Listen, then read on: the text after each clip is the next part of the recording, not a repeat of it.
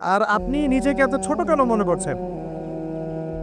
আপনিও আল্লাহর সেই বান্দা, যে বান্দা আমি, যে বান্দা আর 10 জন মানুষ। আল্লাহ পাক আপনাকেও ভালোবাসে। আল্লাহ পাক অবশ্যই আপনাকে ভালোবাসেন। জীবনের দীর্ঘ সময় পর্যন্ত আপনি আল্লাহকে ডাকেন নাই, আল্লাহ আপনাকে ফেলে দেয় নাই। আল্লাহ আপনাকে খাওয়ান, এখনো করান, বাঁচিয়ে রেখেছে। আল্লাহ নিয়ামত দিয়েছেন, আল্লাহ আপনাকে ভালো না বাসলে এমনি করেন? আল্লাহ পাক অপেক্ষা করছেন কবে খালি আপনি আসবেন আল্লাহর কাছে, এসে বলবেন আস্তাগফিরুল্লাহ ওয়া আতুবু ইলাইহি। আল্লাহ পাক অপেক্ষা করে বসে আছেন আপনার জন্য। আপনি কোথায় যাচ্ছেন? তাইলা তাযহাবুন। আল্লাহ পাক বলেছেন ফাইলা তাযহাবুন, কোথায় যাচ্ছ তোমরা? কোথায় যাচ্ছেন? টাকার পিছনে, বাড়ি গাড়ি, স্ট্যাটাস, স্ত্রী সন্তান, ভোগ বিলাসের পিছনে? আল্লাহ অপেক্ষা করছেন আপনাদের। আসেন সেজদা করেন, ওয়াসজুদ ওয়াক্তারিব, সেজদা করেন, নিকটবর্তী হন। আল্লাহ আপনার জন্য অপেক্ষা করছেন। যাবেন না আল্লাহর কাছে? আল্লাহ পাক সবাইকে আল্লাহর কাছে ফিরে আসার তৌফিক দেন। এটাই হোক আমাদের কাছে আসার গল্প, এটাই হোক আমাদের কিসের গল্প? কাছে আসার গল্প। আমাদের জেনার গল্প দরকার নাই। ওদের কাছে জেনা হচ্ছে কাছে আসার গল্প, যার ব্যাপারে আল্লাহ বলেছেন লা তাকরাবু জিনা, ওর ধারের কাছেও যেও না, আর তারা ওইটাকে বলবে কাছে আসার গল্প। ইন্না লিল্লাহি ওয়া ইন্না ইলাইহি রাজিউন। আল্লাহ পাক আমাদের যুবক যুবতীদেরকে হেদায়েত দান করুন, পিতা মাতাদেরকে পরিবারে অনুশাসন বজায় রাখার তৌফিক দান করুন। আমাদের এই কাজগুলোর প্রতিফল কিন্তু আমাদেরকে ভোগ করতে হবে। আমাদের মেয়েদের, আমাদের ছেলেদের, তাদেরকে আমরা কিভাবে বড় করছি এটার হিসেব কিন্তু আমাদেরকে চুকিয়ে দিতেই হবে। পিতামাতাদেরকে বলবো সচেতন হয়ে যান, আল্লাহ পাক তৌফিক এনায়েত করুন, আমিন। আর যারা ওই পথে চলে গেছেন তাদের উদ্দেশ্যে একটা কথা বলবো, সেটা হচ্ছে এটা একটা মোহ, একটা ভ্রম। বাস্তবতা হচ্ছে যে আপনাকে প্রতিশ্রুতি দিচ্ছে সে আপনাকে অনেক ভালোবাসে, আদতে সে আপনাকে ভালোবাসে না। আদতে সে আপনার অবস্থানকে ভালোবাসে। আপনি আজ হোক আর কাল হোক এটা বুঝতে পারবেন যে সে আপনাকে ভালোবাসে না, আপনার অবস্থানকে ভালোবাসে। আপনার অবস্থান যদি ভালো থাকে সে আপনাকে ভালোবাসবে, অবস্থান ভালো না থাকলে ভালোবাসবে না। একইভাবে আপনি একটা মেয়ের কাছে যে ভোগবিলাস চাচ্ছেন, একটা ছেলে একটা গায়ের মারা মেয়ের সাথে ফ্রি মিক্সিং করলে তার একটাই উদ্দেশ্য থাকে, সেই মেয়েটাকে ভোগ করা। সুযোগ পেলেই সে মেয়েটাকে ভোগ করে ফেলবে। আর একইভাবে এই মেয়েও দেখবেন আপনার যে যতটুকু সামর্থ্য আছে, অর্থবিত্ত যা যা আছে, এটাকে সে ইউজ করার চেষ্টা করছে তার স্বার্থে। বাস্তবিক অর্থে দুজন দুজনকে ভালোবাসানোর মতেই, দুজন দুজনের স্বার্থকে ভালোবাসে। ভালোবাসা আল্লাহর পক্ষ থেকে আসে। কখন আসবে? যখন আপনি হালালের উপর থাকবেন, যখন আপনি বিয়ে করবেন হালাল ভাবে।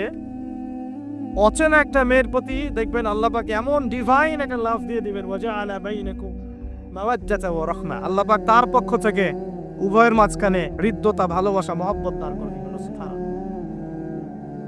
এটা ডিভাইন আল্লাহর পক্ষ থেকে আসবে, ঐশ্বরিক। আর বাকিটা হচ্ছে ঐশ্বরিক, শয়তানি, প্রবৃত্তির দাসত্ব, ভোগবাদী। এগুলো খেয়াল রাখবেন। এতে করে যা হবে, আপনি একবার আপনার ইজ্জত হারায় ফেললে কখনো ফিরে পাবেন না। অদ্ভুত বিষয়, মানে এই বিষয়গুলোকে আমরা কিছু মনেই করি না এখন। আমরা কিন্তু কিছু মনেই করি না, মনে করি এটা একটা মানে সোশ্যাল কালচার। গার্লফ্রেন্ড বয়ফ্রেন্ড থাকবে, এটা সোশ্যাল কালচার। এভাবে যে কত ছেলে কত মেয়ে, লক্ষ লক্ষ কোটি কোটি নিত্যদিন জেনা করছে, আল্লাহ ভালো। আল্লাহ পাক আমাদের যুব সমাজকে হেদায়েত করুন। আর যে প্রশান্তির জন্য আপনি তার কাছে যাচ্ছেন সেটা তার কাছে নাই। প্রশান্তি আছে কোরআনের কাছে, প্রশান্তি আছে নবীর সুন্নাহয়, প্রশান্তি আছে আল্লাহর জন্য সেজদায়। তার আল্লাহর জন্য আল্লাহকে স্মরণ করে আপনি কাঁদবেন, প্রশান্তি পাবেন। আল্লাহর জন্য কিছু কাজ করবেন, তার দিনের কোনো খেদমত করবেন, প্রশান্তি পাবেন। আল্লাহর কোরআনের 10টা আয়াত মুখস্থ করে মনে এমন শান্তি আসবে যেটা আপনি কোথাও পাবেন না।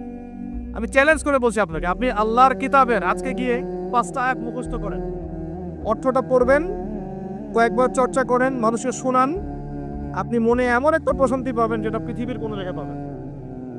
এখানে প্রশান্তি এত এত বেশি মাত্রায় আসবে, যার খবর যদি ওই ওরা জানতো তাহলে আমার কলিজায় বোম মেরে উড়িয়ে দিত। কথা বুঝতে পারেন নাই? আল্লাহর পথে চললে যে প্রশান্তিটা পাওয়া যায়, এর খবর যদি ইসলামের সত্য জানতো তাহলে মুসলিমদের কলিজায় পারমাণবিক বোমা মারত। তারা জানে না কি প্রশান্তি এখানে পাওয়া যায়। আপনি যে প্রশান্তির জন্য এখানে যাচ্ছেন এটা ওখানে নাই। কোরআনের কাছে আছে, সেজদায় আছে, নামাজে আছে, তাহাজ্জুদে আছে, আল্লাহর জিকিরে আছে। আর নেককার স্ত্রীর কাছে আপনি প্রশান্তি পাবেন। এটা আল্লাহ আপনাকে গিফট দিয়েছেন। আদম আলাইহিস সালামকে আল্লাহ পাক দিয়েছেন না? তার একাকী পথ হচ্ছিল জান্নাতে, আল্লাহ পাক সঙ্গিনী সৃষ্টি করেছেন। এখানে আপনি প্রশান্তি পাবেন, বাকিগুলো প্রশান্তির উৎস নয়।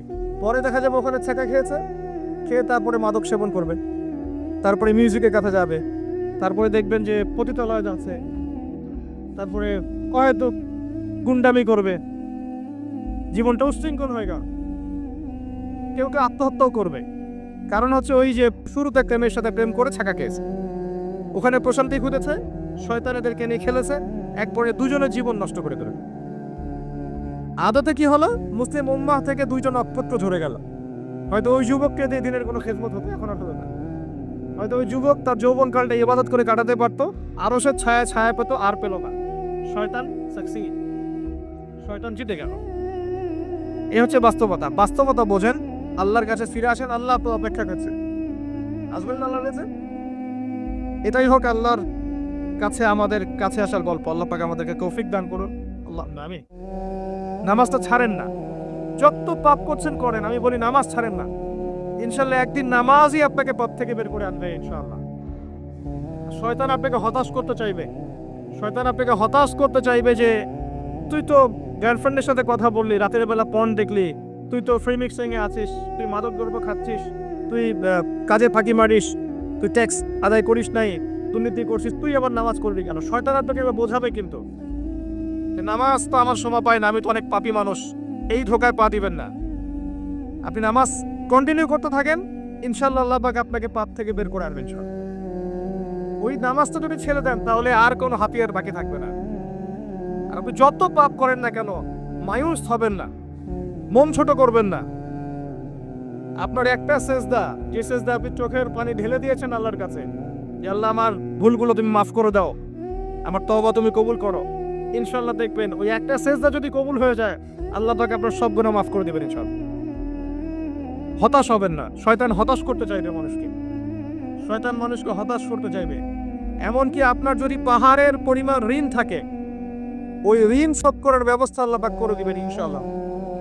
হতাশ হবেন, নামাজ ছাড়েন না। আর আমি একটা কথা বারবার বলেছি, আবারও বলছি যে চলমান যে 3G 4G নামাজগুলো চলছে, এগুলো থেকে নিজেকে দূরে রাখ। সব এখন ডিজিটাল, নামাজও ডিজিটাল। দেখা যায় যে 5 মিনিটের মধ্যে 4 রাকাত নামাজ শেষ। মাশাআল্লাহ, ইমাম সাহেব যদি 10 মিনিট পড়ায় দেয় তাহলে তো তার চাকরি নট। বোঝেন না এত তারা, আমার সময় নাই, আমরা ব্যস্ত মানুষ, এত সময় লাগে নামাজ পড়তে? ইমাম সাহেবকে বলছে, কমিটি ইমাম সাহেবকে চার্জ করছে, অথচ ইমামের উচিত তাদেরকে চার্জ দেওয়া। উল্টে গেছে এখন আর কি। ওইদিকে আসবো আমি। দাসী তার মনিবকে জন্ম দেবে, মানে সমাজের ন্যায় অন্যায়, ভালো মন্দ, হক বাতিলের মানদণ্ড উল্টে যাবে। দাসী কখনো মনিবকে জন্ম দেয়? মানদণ্ড উল্টে যান। আসেন, রিল্যাক্সে নামাজ করবেন ইনশাআল্লাহ। আল্লাহ পাক তৌফিক দান করুন। নামাজের মধ্যে যা পড়ছেন এটাকে বোঝার চেষ্টা করতে হবে অর্থটা, তখন দেখুন নামাজের মনোযোগ বাড়বে ইনশাআল্লাহ।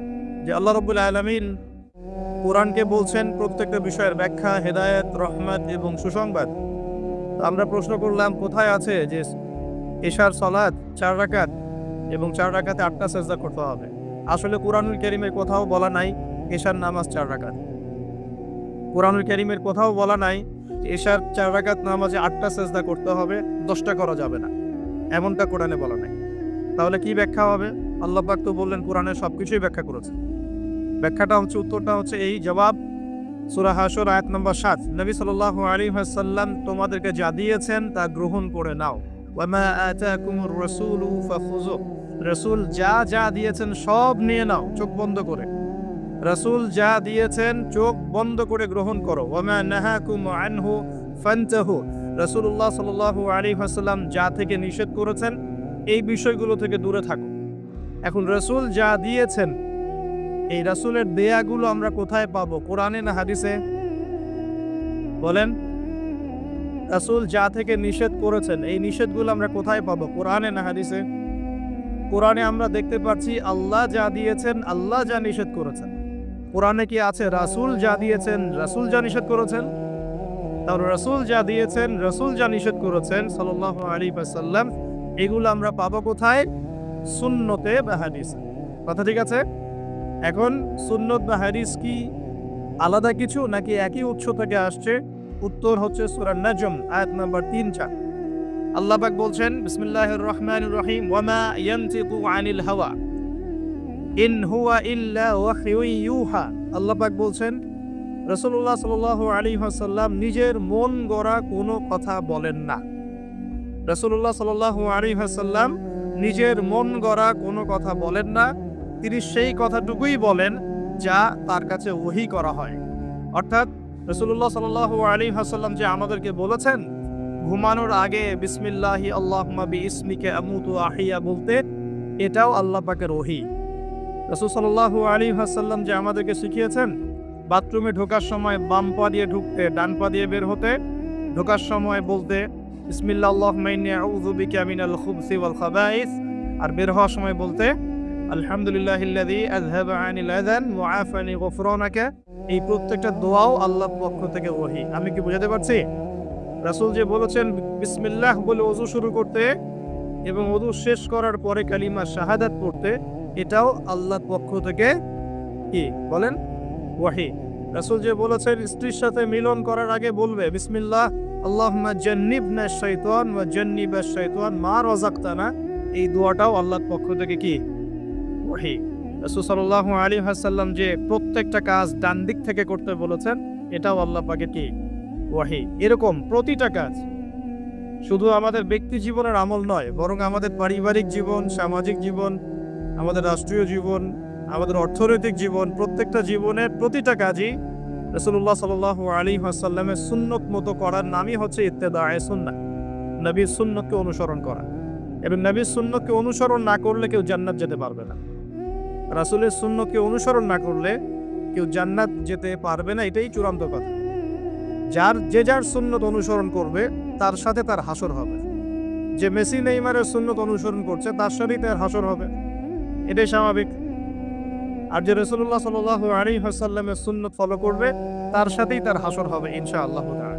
তাই রাসূলের সুপারিশ পাওয়ার এবং তার সাথে জান্নাতে থাকার একটাই অপশন, সেটা হলো নবী সাল্লাল্লাহু আলাইহি ওয়াসাল্লামের সুন্নাহ মাফিক জীবন গড়া। আইয়ামে জাহিলিয়াতের মানুষরা যে আল্লাহকে বিশ্বাস করতো না, বিষয়টা এমন না। আইয়ামে জাহিলিয়াতের মানুষরা আল্লাহকে ঠিকই বিশ্বাস করত, কিন্তু আল্লাহকে পাওয়ার জন্য ওসিলা পূজা করত, মাধ্যম পূজা করত, কবর পূজা করত, কোনো ক্ষেত্রে মৃত মানুষের পূজা করত, প্রকৃতি পূজা করত, আবার কেউ ছিল নাস্তিক। এরকম ছিল আইয়ামে জাহিলিয়াত। তো আমি একটা দলিল দিচ্ছি যে আইয়ামে জাহিলিয়াতের মানুষরাও যে আল্লাহকে বিশ্বাস করত, তার সবচেয়ে বড় দলিল হচ্ছে আবু জেহেল নিজেই। আবু জেহেলের নাম শুনেছেন তো? আবু জেহেলকে এই উম্মতের কি বলা হয়? কে বলতে পারবেন? আবু জেহেলকে এই উম্মতের কি বলা হয়? ওয়াজ কি খালি শুনলে হবে নাকি একটু ধরে রাখতে হবে? কি বলা হয়? আইয়ামে জাহিলিয়াত একটা প্রবাদ ছিল, আবু জেহেলকে বলা হতো আবুল হাকাম, মানে জ্ঞানের পিতা। কিসের পিতা? জ্ঞানের পিতা। কিন্তু ইসলাম আসার পরে যখন সে ইসলাম কবুল করে নাই এবং সত্যকে চিনেও প্রত্যাখ্যান করেছে, তখন নবী সাল্লাল্লাহু আলাইহি ওয়াসাল্লাম বলেছিলেন আবু জেহেল হচ্ছে এই উম্মতের ফেরাউন। ফেরাউনের নাম শুনেছেন কিনা? ফেরাউন কে ছিল? এই বিশ্বের সবচেয়ে প্রতাপশালী শাসক। সে কি ভালো ছিল না জালেম ছিল? ক্ষমতা চিরদিন থাকে না? থাকে। ফেরাউনের চেয়ে শক্তিধর ওই সময় বিশ্বের কেউ ছিল? আজকে ফেরাউনের কোনো অস্তিত্ব আছে? তার লাশটা পড়ে আছে। তার লাশটা আছে না? 1897 সালে তার লাশটা আবিষ্কৃত হয়েছে। কত সালে? 1897 সালের দিকে তার লাশটাকে আল্লাহ পাক শুটকি বানিয়ে রেখে দিয়েছেন। কেন রেখেছেন এই দলিলটাও কোরআনে আছে। ওই যে বললাম কোরআন সবকিছুর ব্যাখ্যা করেছে। ফেরাউনের লাশ কেন সংরক্ষণ করা হয়েছে এর দলিলও কোরআনে আছে। আল্লাহ বলেছেন যাতে করে আজ আমি তোমার এই দেহটাকে সংরক্ষণ করব, যাতে করে তোমাকে পরবর্তীদের জন্য নিদর্শন রূপে রাখা যায়। তাহলে ফেরাউন কাদের জন্য নিদর্শন হয়ে আছে? ফেরাউনের পরে যারা জালেম হিসেবে আসবে পৃথিবীতে, সেই জালেমদের জন্য ফেরাউনের লাশটা নিদর্শন হয়ে আছে, কিন্তু মানুষ নিদর্শন গ্রহণ করতে রাজি না, মানুষ শিক্ষা গ্রহণ করতে রাজি নয়। ফেরাউন কি আম কোনো ব্যক্তি ছিলেন না শাসক ছিলেন?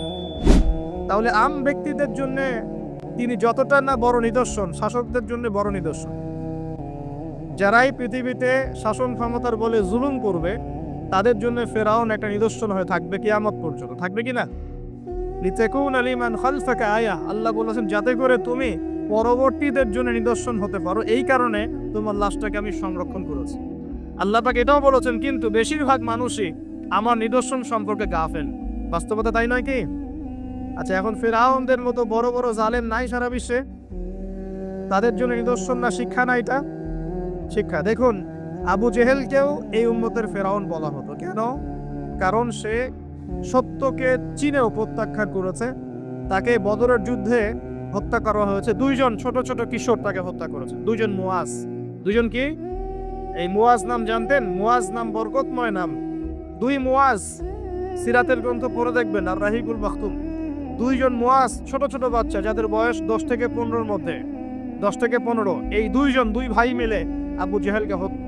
সুবহানাল্লাহ। এরপর আব্দুল্লাহ বিন মাসউদ রাদিয়াল্লাহু আনহু তিনি তার গর্দানটাকে রাসূলের সামনে উপস্থাপন করেছিলেন। সুবহানাল্লাহ। ওই গর্দান দেখে নবী সাল্লাল্লাহু আলাইহি ওয়াসাল্লাম বলেছিলেন যে এই হচ্ছে এই উম্মতের ফেরাউন। আবু জেহেল যখন বদরের যুদ্ধ করতে গিয়েছিল তখন সে আগে যুদ্ধের মাঠে যায় নাই, সে আগে গিয়েছে কাবা ঘরে। কোথায় গিয়েছে? কাবা ঘর তখনও ছিল কি না? কাবা ঘর তখনও ছিল, এবং মানুষ তখনও হজ করত। বলতে পারেন যে কিরকম করে হজ করত? সেই হজের সিস্টেম আর আমাদের সিস্টেম এক ছিল না।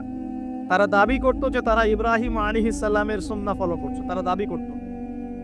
এই দাবির উপর ভিত্তি করে তারা কাবা ঘরের ভিতরে 360টা মূর্তি ঢুকিয়েছিল। কয়টা? 360টা। এই মূর্তিগুলোর মধ্যে ইব্রাহিম আলাইহিস সালামের মূর্তিও ছিল, ইসমাইল আলাইহিস সালামের মূর্তিও ছিল। আসলে তারা তো আর জানতো না তারা কেমন দেখতে। তারা কি জানতো? একটা কাল্পনিক স্ট্যাচু তারা গঠন করেছিল এবং তার কাছে তারা সিজদা করত। তাদের ধারণা ছিল ইব্রাহিম আলাইহিস সালাম তো ভালো মানুষ না, তার কাছে চাইলেই আল্লাহর কাছে চাওয়া হবে। এমনটা আমাদের এখানে অনেকের মানুষের আকীদা আছে না, যে অনেক কবরে চলে গেছে মানুষ, তাদের আকীদা হচ্ছে এই মানুষ অনেক বুজুর্গ ছিল, তার কাছে চাইলেই আল্লাহর কাছে চাওয়া হয়। আকীদা একই কিনা? এগুলো শিরকি আকীদা। চাবেন কার কাছে? সরাসরি কার কাছে? আল্লাহর কাছে। কিসের ওসিলায় চাবে? নিজের নেক আমলের ওসিলায় চাবে। আল্লাহ পাকে তাওহীদের ওসিলায় চাবে, আল্লাহ পাকে আসমাউল হুসনার ওসিলায় চাবেন, আল্লাহ পাকে সিফত নাম এগুলোর ওসিলায় চাবেন। ইনশাআল্লাহ আল্লাহ পাক আপনার দোয়া কবুল করবেন। আল্লাহ পাক আমাদের সবার দোয়াগুলো কবুল করেন বলে আমি। আর আবু জেহেল কাবা ঘরে গিয়ে কি করেছে? আবু জেহেল কাবা ঘরে গিয়ে আল্লাহকে বলছিল, আল্লাহুম্মা, ভালো করে শোনেন, আল্লাহুম্মা, হে আল্লাহ, ইন কুনতা তাআলাম, হে আল্লাহ আপনি যদি জানেন, আন্না মুহাম্মাদান আলাল হক, যে মুহাম্মদ সাল্লাল্লাহু আলাইহি ওয়াসাল্লাম সত্যের উপরে আছে, ফানসুরহু, তাহলে তাকেই সাহায্য করেন। কে দোয়া করছে এটা? কে দোয়া করছে? আচ্ছা, আবার বলছে, আল্লাহুম্মা, হে আল্লাহ, ইন কুনতা তাআলাম, আপনি যদি জানেন, আন্না নাহনুল কুরাইশ আলাল হক, আমরা কুরাইশরা সত্যের উপরে আছি, ফানসুরনা, তাহলে আমাদেরকে সাহায্য করেন। কে দোয়া করছে? এখন বলেন তো আবু জেহেল আল্লাহ বিশ্বাস করে কিনা? আল্লাহ বলে যে একজন আছে, আবু জেহেল বিশ্বাস করে কিনা? তারপরে কেন সে মুশরিক হলো? কেন উম্মতের ফেরাউন হলো? কি কারণ? কারণ আল্লাহকে বিশ্বাস করা যথেষ্ট নয় যতক্ষণ না আপনি আল্লাহর বিধানের আনুগত্য করছেন। কথা কি বুঝতে পারছেন? আল্লাহর বিধানের আনুগত্য করার পরে আমি মুসলিম হচ্ছি। আল্লাহ পাকের বিধানের সামনে আত্মসমর্পণ করার মধ্য দিয়ে আমি কি হচ্ছি? মুসলিম হচ্ছি। তো যারা বলছে যে 3 খোদা, আল্লাহ, নাউজুবিল্লাহ, ঈসা আলাইহিস সালাম আর রুহুল কুদুস, যারা 3 খোদায় বিশ্বাস করে এমন মানুষ আছে না পৃথিবীতে? তাদের সংখ্যা কিন্তু কোটি কোটি, প্রায় 200-300 কোটি মানুষ এগুলো বিশ্বাস করে। ওরা কি আল্লাহ বিশ্বাস করে না? করে কি না? ওরা কি বিশ্বাস করে না যে একজন আল্লাহ বলে একজন আছে? যারা বুদ্ধিস্ট তারা কি বিশ্বাস করে না যে আল্লাহ বলে একজন আছে? তাহলে আল্লাহ বলে একজন আছে, উপরওয়ালা একজন আছে, এই বিশ্বাস যথেষ্ট নয় যতক্ষণ না আপনি সেই আল্লাহর বিধানের সামনে আত্মসমর্পণ করছেন। আর আত্মসমর্পণ মানে কি? কিছু অংশ মানবো, কিছু অংশ মানবো না। আত্মসমর্পণ মানে কি? কিছু অংশকে মানবো, বাকি অংশ ছেড়ে দিব। যেটুকু মানলে আমার সুবিধা হয় ওইটুকু মানবো, যেগুলো মানলে আমার সুবিধা হয় না এগুলো ছেড়ে দিব। আত্মসমর্পণ মানে কি? আমি 2টা দলিল দিই, খালি জাস্ট 2টা শর্ট করে দিচ্ছি, কারণ আমাদের আলোচনা অনেক লম্বা হবে। দুইটা বলে দিচ্ছি। এক, ইব্রাহিম আলাইহিস সালামকে যে আল্লাহ পাক বললেন তোমার স্ত্রী সন্তানকে রেখে আসো কাবা ঘরের কাছে, মনে আছে? মনে আছে কি নাই? আচ্ছা, ইব্রাহিম আলাইহিস সালাম কি প্রশ্ন করেছিলেন যে আমি কেন রেখে আসব, এর পিছনে যুক্তি কি, বিজ্ঞান কি, দর্শন কি? নাকি আল্লাহ বলেছেন বাস করেছেন? কোনটা? আল্লাহ বলেছেন, তিনি করেছেন। তিনি বলছেন, আল্লাহ বলছেন তোমার সন্তানকে কুরবানি করতে হবে, সন্তানের বয়স 10 বা 12 বছর। তিনি কি বলেছেন নিষ্পাপ বাচ্চাকে কেন হত্যা করব? এর পিছনে যুক্তি কি, এর পিছনে বিজ্ঞান কি, এর পিছনে দর্শন কি? আল্লাহ কাজটা তো ভালো মনে হচ্ছে না, এরকম কোনো প্রশ্ন করেছেন? নাকি আল্লাহ যা বলেছেন তাই করার জন্য প্রস্তুতি নিয়েছিলেন? কোনটা? এই কারণে ইব্রাহিম আলাইহিস সালামকে আল্লাহ পাক বলছেন আমার খলিল, আমার বন্ধু। ইয ক্বালা লাহু রাব্বুহু আসলিম, যখনই তার রব তাকে বলেছে আসলিম, আত্মসমর্পণ করো, ক্বালা আসলামতু লিরাব্বিল আলামিন, ইব্রাহিম বলেছে আমি আমার রবের সামনে আত্মসমর্পণ করলাম। এই হলো মুসলিম। আর ইব্রাহিম আলাইহিস সালাম তোমাদের পিতা, মুসলিম জাতির পিতা। হুয়া সাম্মাকুমুল মুসলিমিন, যিনি তোমাদের নামকরণ করেছেন মুসলিম। মা কানা ইব্রাহিম ইয়াহুদিয়্যান ওয়ালা নাসরানিয়্যা, ইব্রাহিম একজন ইহুদিও ছিল না, নাসারাও ছিল না। ওয়ালাকিন কানা হানিফাম মুসলিমা, তিনি ছিলেন একজন হানিফ, একনিষ্ঠ মুসলিম। তাহলে ইব্রাহিম কেমন মুসলিম ছিলেন? প্রশ্ন করা মুসলিম, আত্মসমর্পণ করা মুসলিম। এখন মুসলিমদেরকে বোঝাতে হয় নামাজের বৈজ্ঞানিক ব্যাখ্যা কি, তারপর নামাজ পড়ে। যাকাতের অর্থনৈতিক ভিত্তি কি, যাকাতের সামাজিক সুফল কি বোঝাতে হয়, তারপর যাকাত দেয়। রমজানের মেডিকেল ব্যাখ্যা কি, রোজা রাখলে শরীর কিভাবে ভালো থাকে, এগুলো বোঝানোর পর রোজা রাখে। বোঝাতে হয় যে আল্লাহ পাকের বিধান যেগুলো আছে, যেমন চোরের হাত কেটে ফেলা, হ্যাঁ, শাস্তি দেওয়া, মৃত্যুদণ্ড দেওয়া প্রকাশ্যে, এগুলো বোঝাতে হয় যেগুলোর সামাজিক পলিটিক্যাল ভিত্তি আছে, এগুলো দিলে সোশ্যালি শান্তি কায়েম হয়। বোঝানোর পরেও তারা মানতে চায় না। ইব্রাহিম আলাইহিস সালাম আল্লাহর আদেশ আসার সাথে সাথেই আত্মসমর্পণ করতেন। এই হলো মুসলিম। তাহলে ইসলাম কাকে বলে? আত্মসমর্পণ, নাকি কিছু অংশ মানবো কিছু অংশ মানবো না? এখন আমরা যে কিছু অংশ মানি কিছু অংশ মানি না, এটা দেখার জন্য আপনাকে রমজান মাস পর্যন্ত অপেক্ষা করতে হবে। কিরকম? রমজান মাসে দেখবেন যে নামাজ পড়লো মাশাআল্লাহ, তারাবির নামাজ, ব্যবসা করতে গিয়ে দেখবেন মাপে কম দিবে। তার মানে সে নামাজ ইবাদত বন্দেগীর জীবনে আল্লাহকে মানে ঠিকই, অর্থনৈতিক জীবনে আল্লাহকে মানে। ওখানে তার কাছে মনে হচ্ছে আল্লাহ দেখছেন না, এখানে আমি যা ইচ্ছা তাই করতে পারি। একজন পরেজগার ব্যক্তি, তাহাজ্জুদ গোজার মাশাআল্লাহ, রাতে তাহাজ্জুদ পড়েন, দেখবেন অফিসে গিয়েছে, আদালত, অন্যান্য জায়গায় গিয়েছে, চাকরি ক্ষেত্রে, সেখানে গিয়ে টেবিলের তল দিয়ে টাকা নেওয়া শুরু করেছে। তো তার ধারণা যে এখানে আল্লাহ তাকে দেখছে না, নামাজে আল্লাহ তাকে দেখছে। আবার আমাদের দিনই বোন অনেকে রোজা রাখে মাশাআল্লাহ, রোজা রেখেও দেখবেন সিরিয়াল দেখছে, গীবত করছে, বেপরোয়া হয়ে বাইরে ঘুরছে, করছে কিনা? আবার রোজাও কিন্তু রাখছে। তার মানে তার ধারণা যে ইবাদত বন্দেগীর জীবনে আল্লাহ আমাকে, এখানে লা ইলাহা ইল্লাল্লাহ ঠিক আছে, মুহাম্মাদুর রাসূলুল্লাহ ঠিক আছে, কিন্তু শরঈ পর্দার ক্ষেত্রে, অন্যান্য জীবনের অন্যান্য ক্ষেত্রে আমি লা ইলাহা ইল্লাল্লাহ মুহাম্মাদুর রাসূলুল্লাহর পরোয়া করছি। আমরা অনেক মানুষকে দেখেছি ব্যক্তিগতভাবেও এবং সোশ্যালিও, ইবাদত বন্দেগীর জীবনে পাক্কা মুসলমান, একদম কপালে সেজদার দাগ পড়ে গেছে, পায়ের মধ্যে সেজদার দাগ পড়ে আছে। ওই ব্যক্তি অর্থনৈতিক জীবনে গিয়ে পাক্কা সুদখোর, আছে কি নাই? এমন লোকের অভাব আছে? আমরা মোটামুটি অনেকেই এর মধ্যে ইনভলভ হয়ে যাই। আমরা একটা জিনিস বোঝাতে ব্যর্থ হচ্ছি, এবং এই মাহফিলের সিজনে এই একটা দাওয়াতই আমি দেওয়ার চেষ্টা করেছি, সেটা হলো নিজেকে এবং আপনাদেরকেও, যে ইসলাম আংশিক কোনো জীবন ব্যবস্থা নয়। ইসলামের মধ্যে প্রতিটা বিষয়ের হেদায়েত আছে। আমি মানতে পারি না পারি, আগে আমাকে আত্মসমর্পণ তো করতে হবে নাকি? আমি হয়তো মানতে পারছি না, আমি জানি এই যুগে 100% ইসলাম পালন করা এত সহজ নয়। এটা কথা বলা সহজ, কিন্তু কাজ করা এতটা সহজ নয়। যদি করতে চাই পাহাড়ে চলে যাওয়া লাগবে, পাহাড়ে গরু ছাগল চড়াইতে হবে, ওখানে একদম ফিতনামুক্ত পরিবেশে নিজে চাষবাস করে খাইতে হবে, ছাগলের দুধ ধোয়ায় খাইতে হবে, ওখানে আজান দেওয়া লাগবে, এটার মধ্যে আজান নামাজ পড়া লাগবে, ফিতনা থেকে দূরে থাকা লাগবে, তাহলে 100% পালন করতে পারবো হয়তো। এই সমাজে, এই সামাজিক ব্যবস্থায় থেকে 100% ইসলাম পালন করা, যে বলবে সে মিথ্যা কথা বলছে। আমি যদি বলি আমি মিথ্যা কথা বলছি। 100% ইসলাম পালন করা এই যুগে এত সহজ নয়, এত সহজ নয়। কিন্তু আমি জানি সহজ নয়, কিন্তু আমরা তো নিয়াত করতে পারি নাকি, যে আল্লাহ আমি বিশ্বাস করি কোরআন এবং সুন্নাহ চূড়ান্ত, এবং এর মধ্যেই জীবনের সবকিছু হেদায়েত আছে। আল্লাহ আমি এর সামনে আত্মসমর্পণ করলাম, তুমি আমাকে পরিপূর্ণ জীবনে ইসলাম পালনের তৌফিক দাও আল্লাহ। এই দোয়াটা করা যায় তো, এই নিয়াতটা তো করা যায়। ইন্নামাল আমালু কি? ইন্নামাল আমালু বিন্নিয়াত। কাজের ফলাফল ডিপেন্ড করে কিসের উপরে? নিয়াতের উপর। তো নিয়াতটা করি ইনশাল্লাহ, এখন নামাজ পড়তে পারছি, কালকে দাড়িও রাখবো ইনশাল্লাহ। কালকে দাঁড়িয়ে রেখেছি, পাক্কা মুসল্লি হয়েছি, ফরজ আদায় করছি, কালকে সুন্নত নফলও পড়বো ইনশাল্লাহ। নামাজ ঠিক হয়ে গেছে আলহামদুলিল্লাহ, তাহাজ্জুদ পর্যন্ত পড়ছি। আমার অর্থনৈতিক জীবনে সুদও ছাড়বো ইনশাল্লাহ, ঘুষও ত্যাগ করবো ইনশাল্লাহ, অন্যের সম্পদ আত্মসাৎ করাও বন্ধ করবো ইনশাল্লাহ, দুর্নীতি বন্ধ করবো ইনশাল্লাহ। আজকে আমি মুসল্লি হয়েছি, আমার পরিবারে পর্দাও কায়েম করবো ইনশাল্লাহ। আমার পরিবার ঠিক আছে ইনশাল্লাহ, আমি সামাজিক দায়িত্ব পেয়েছি, আমি আমার সাধ্যমতো সমাজে ইসলাম প্রতিষ্ঠার চেষ্টা করবো ইনশাল্লাহ। চেষ্টা তো করতে হবে, আল্লাহ পাক চেষ্টা দেখবেন। যদি চেষ্টাটাও না করি আল্লাহর কাছে কি জবাব দিব, কি মুখ দেখাবো? আমাদের সবাইকে নবী সাল্লাল্লাহু আলাইহি ওয়াসাল্লামের সামনে মুখ দেখাতে হবে না?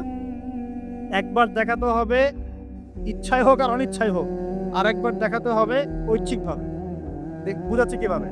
ইচ্ছায় হোক আর অনিচ্ছায় হোক, কোথায়? কবরে। কোথায়? সবাইকে দেখানো হবে, আমি আপনি এভরিবডি, সবাই দেখবে আমাদের নবী মুহাম্মদ সাল্লাল্লাহু আলাইহি ওয়াসাল্লামের এই নূরানি চেহারা, সবাই দেখবে ইনশাআল্লাহ। আল্লাহ পাক প্রশ্ন করবেন, ফেরেশতাদের মাধ্যমে প্রশ্ন করাবেন, মান হাযার রাজুল বুইসা ফীকুম, এই ব্যক্তিকে যাকে তোমাদের কাছে পাঠানো হয়েছে। পৃথিবীতে যদি আমরা রাসূলের সুন্নাহ মতো চলতে পারি বা চলার চেষ্টা করি ইনশাআল্লাহ, সেই ব্যক্তি বলতে পারবে যে তিনি হচ্ছেন রাসূলুল্লাহ সাল্লাল্লাহু আলাইহি ওয়াসাল্লাম। আমি আল্লাহর কিতাব পড়ে জেনেছিলাম যে তিনি আল্লাহর রাসূল সাল্লাল্লাহু আলাইহি ওয়াসাল্লাম। আর যারা দুনিয়াতে চেষ্টা পর্যন্ত করবে না, তারা কি উত্তর দিতে পারবে? তাই মনে হয়। আর একবার হচ্ছে ঐচ্ছিক, এটা কেমন? রাসূল সাল্লাল্লাহু আলাইহি ওয়াসাল্লাম হাউজে কাউসারের সামনে দাঁড়িয়ে থাকবেন, আকাশের তারা যত বেশি তার চেয়ে বেশি হবে পানপাত্র, গ্লাস। তো নবী সাল্লাল্লাহু আলাইহি ওয়াসাল্লাম সবাইকে হাউজে কাউসারের পানি পান করাবেন। ওই দিন অন্য কোনো ব্র্যান্ডের পানি চলবে না, শুধু হাউজে কাউসারের পানি চলবে। মাম পানি, প্রাণ পানি, এসব পানি নাই, শুধু হাউজে কাউসারের পানি। কথা বুঝতে পার? কোনো ড্রিঙ্কস নাই, সফট ড্রিঙ্কস, হার্ড ড্রিঙ্কস, কোনো ড্রিঙ্কস নাই, শুধু কি হাউজে কাউসারের পানি। এই পানি ছাড়া কোনো পানি নাই।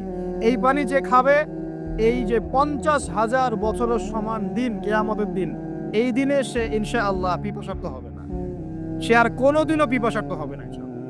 আর যে ব্যক্তি পান করতে পারবে না, তার কি অবস্থা সেটা বুঝতেই পারছেন। সবাইকে নবীজি পান করাতে থাকবেন, হঠাৎ পর্দা পড়ে যাবে, হঠাৎ একটা পর্দা পড়ে যাবে, অদৃশ্য পর্দা। নবীজি বলবেন, ইন্নাহুম মিন্নি, এরা তো আমার উম্মত, কেন পর্দা পড়ে গেল? আল্লাহ পাক জানিয়ে দিবেন, ইয়া রাসূলুল্লাহ সাল্লাল্লাহু আলাইহি ওয়াসাল্লাম, ইয়া নবী আল্লাহ, হে আল্লাহর নবী, আপনি জানেন না, ইন্নাকা লা তাদরি, আপনি জানেন না, মা আহদাসু বা'দাকা, আপনার ইন্তেকালের পরে এরা আপনার শরীয়তের মধ্যে কত নতুন নতুন বেদাত চালু করেছে, কত নতুন নতুন আমল চালু করেছে, আকীদা চালু করেছে, এটা আপনি জানেন না। ইন্নাকা লা তাদরি মা আহদাসু বা'দাক, সহিহ বুখারীর মধ্যে হাদিস আসছে। নবীজি তখন বলবেন, সুহকান সুহকান, দূর হও দূর হও, লিমান গায়্যারা বা'দি, যারা আমার পরে দিনকে পরিবর্তন করেছো তারা দূর হয়ে যাও। প্রিয় ভাইরা, আমরা নিয়াত করতে পারি তো ইনশাআল্লাহ যে আমরা জীবনের প্রতিটা ক্ষেত্রে রাসূলের সুন্নাহ মেনে চলার চেষ্টা করবো ইনশাআল্লাহ। এবং ইসলাম মানে আত্মসমর্পণ, আল্লাহর সামনে নিজের ইচ্ছাকে সমর্পণ করে দিব ইনশাআল্লাহ। কতটুকু পারবো না পারবো সেটা পরে, আগে আত্মসমর্পণ করবো, ইনশাআল্লাহ আল্লাহ পাক রাস্তা দেখাবেন ইনশাআল্লাহ। বিশ্বাস করেন, যে ব্যক্তি চাইবে আল্লাহর কাছে মন থেকে, আল্লাহ আমি নামাজ পড়ছি, মাশাআল্লাহ আমি পর্দা কায়েম করেছি, আমি কোরআন তেলাওয়াত শিখছি, দিনের ফিকির করছি, দিন প্রচারের চেষ্টা করছি, আল্লাহ আমাকে তুমি সুদও ছাড়ার তৌফিক দাও, আল্লাহ অবশ্যই তাকে তৌফিক দেবে ইনশাআল্লাহ। যে আল্লাহর কাছে যা চাইবে আল্লাহ পাক তাকে সেটাই দিবে ইনশাআল্লাহ। একটা প্রবাদ আছে যে মানুষকে সে কারণেই সৃষ্টি করা হয়েছে, যে উদ্দেশ্যে সে, মানে যে গন্তব্যে সে ধাবিত হবে, ওই কারণেই মানুষকে সৃষ্টি করা হয়েছে। যদি আমরা জান্নাতের দিকে ধাবিত হতে চাই, দেখবেন ওই কাজগুলোকে আল্লাহ আপনার জন্য সহজ করে দিয়েছে। এটা হবে ইনশাআল্লাহ। আপনি শুধু একবার মন থেকে আল্লাহর দিকে ফিরে আসেন, আল্লাহ আপনাকে সময় দিবে, আল্লাহ আপনাকে রিজিক দিবে, আল্লাহ আপনাকে ওস্তাদ দিবে, আল্লাহ আপনাকে বন্ধু দিবে, আল্লাহ আপনাকে পরিবেশ দিবে, আল্লাহ আপনাকে দিন শেখা সহজ করে দিবে, হালাল রিজিকে পথ করে দিবেন, নেককার স্ত্রী দিবেন, নেককার সন্তান দিবেন, আল্লাহর পথে কাজ করার ট্র্যাক দিবেন, সবই আল্লাহ ব্যবস্থা করে দিবেন ইনশাআল্লাহ। এইটা ডিপেন্ড করে কার চাওয়া কত প্রগাঢ়, এর উপর ডিপেন্ড করে। যে যত বেশি জোর খাটিয়ে আল্লাহর কাছে চাইতে পারবে, আল্লাহ পাক তাকে তত বেশি দিবে ইনশাআল্লাহ। দিবেন, এটা 100% ফিক্স করে রাখে ইনশাআল্লাহ। আল্লাহ পাক আমাদের সবাইকে পরিপূর্ণ মুসলিম হওয়ার তৌফিক এনায়েত করুন। প্রিয় ভাইরা, যেখানে ছিলাম, আইয়ামে জাহিলিয়াতে এমন শিরক ছিল, 1 নাম্বার। 2, আইয়ামে জাহিলিয়াতে ঠিক এমনই সুদ ছিল। আমাদের সমাজে সুদ আছে না? এরকম সুদভিত্তিক অর্থনৈতিক সিস্টেম ছিল আইয়ামে জাহিলিয়াতের মধ্যে। 3 নাম্বার ছিল মাদক। আমাদের সমাজে মাদক আছে না? মাদকের ছড়াছড়ি নাই। এখনকার যুব সমাজে 3টা বড় প্রবলেম। 2 নাম্বার হচ্ছে মাদক। এই যে মাদকের সাথে সবাই না হলেও সমাজে একটা বড় অংশের যুব সমাজ কিন্তু আসক্ত হয়ে আছে। 3 নাম্বার হচ্ছে ফ্রি মিক্সিং, মানে নারী পুরুষের অবাধ মেলামেশা। এই সমস্যাগুলো যুব সমাজকে আজকে গ্রাস করে খাচ্ছে। এরপরে আরো কিছু প্রবলেম আছে, যেমন বেকারত্ব, হতাশা, জীবনের উদ্দেশ্য থেকে বিচ্যুত হয়ে যাওয়া, পারিবারিক চাপ, মিউজিক, তারপরে খারাপ বন্ধুদের পাল্লায় পড়া, সঙ্গদোষ, কিশোর গ্যাং, এরকম কিছু প্রবলেমস আছে। তবে যুবকদের সমস্ত প্রবলেমস সলভ করার জন্য আপনারা অনেক ট্র্যাক দেখাতে পারেন। আমি আমার জায়গা থেকে মাত্র 2টা সলিউশন দেবো। কয়টা ভাই? এই 2টার উপর আমল করেন। 40 দিন আমল করবেন। কয়দিন? প্রেসক্রিপশন করছি, মাত্র 40 দিন। যদি 40 দিন আমল করার পরে যুব সমাজ এখান থেকে বের না হতে পারে, তারপরে আমার সাথে যোগাযোগ করেন, আমার কথা বলেন যে ভাই আপনার কথা কাজ হয় নাই, এটা বলে দেখে না। লক্ষ লক্ষ যুবকের জীবন এভাবে চেঞ্জ হয়েছে, লক্ষ লক্ষ, একটা দুইটা না। ইনশাল্লাহ আপনারটাও হবে। লক্ষ লক্ষ যুবকের জীবন পরিবর্তন হয়েছে এবং এমন এমন জায়গায় গিয়ে এই কথাগুলো পড়ছে, আমিও জানি না কোথায় গিয়ে কথাগুলো পড়ছে। যেমন আজকে যে এয়ারে আসছিলাম, বাংলাদেশের একটা বড় কোম্পানির একজন এমডি আমারই হয়তো পাশে বসেছেন, আমি চিনতে পারি নাই, সে আমাকে চিনেছে। নামার সময় আমাকে বলছে যে আপনি আমার কার্ডটা রাখেন, কোনো একদিন হয়তো আমি আপনার কাজে আসতে পারি। তা আমি তার কার্ডটা রেখে দিয়েছি। তিনি বলছেন যে আপনার লেকচার শুনে আমি 3টা কাজ করেছি। 1, হজ ফরজ হয়েছিল আমার উপরে, হজ করেছি। 2, আমি বড় একটা সুদী কোম্পানির মধ্যে ছিলাম, আমি সুদের সমস্ত সম্পদ দান করে দিয়েছি। সুদ তো ছেড়ে দিয়েছি, সুদের সমস্ত সম্পদ দান করে দিয়েছি। আর 3 নাম্বার, নামাজে গাফেল ছিলাম, নামাজ ধরেছি। তো আমি কিন্তু তাকে চিনিও না এবং তিনি কত বড় কোন কোম্পানির এমডি তাও জানি না। এরকম নিঃসন্দেহে এই কথাগুলো লক্ষ লক্ষ কোটি কোটি মানুষের কলিজার মধ্যে আসার করবে ইনশাআল্লাহ। আমি জাস্ট 2টা সলিউশন